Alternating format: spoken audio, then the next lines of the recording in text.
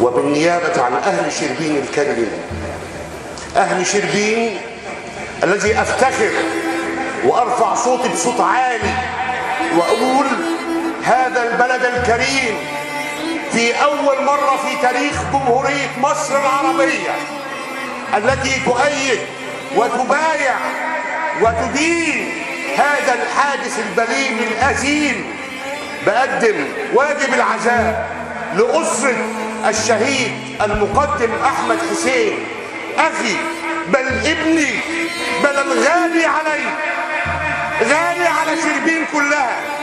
اللي حصل النهارده يا سامر بيه بقول لك كلمات من قلبي يا دكتور رياض، النهارده عرس، النهارده عرس، النهارده عرس وليس حزاء.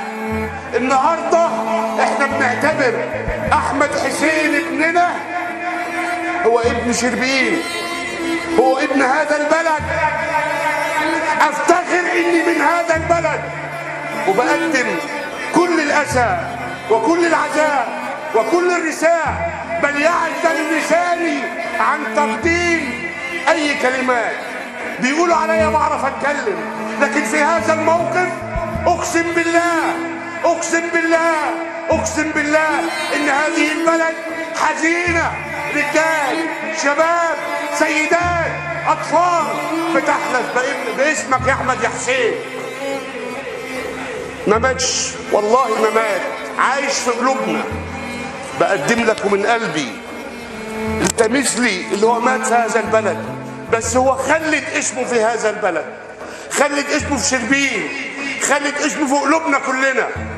تاني بالاصاله عن نفسي وبالنيابه على الاخ الكريم والدي واخويا الكبير اللي صاحب الفكره ومن جيبه ومن دمه الحاج سيد دمناوي، بالنيابه عن الحاج عرب ابو شامه، بالنيابه عن سيدات شربين، عن رجال شربين، عن شباب شربين، بنقدم لك يا سامر بيه يا دكتور رياض. سامحونا، بس نسال الله سبحانه وتعالى ان يكون من الشهداء الصديقين. واخيرا وليس اخر، انتم مننا وعمره ابدا، عمره ابدا ما هيتنسى في قلوبنا.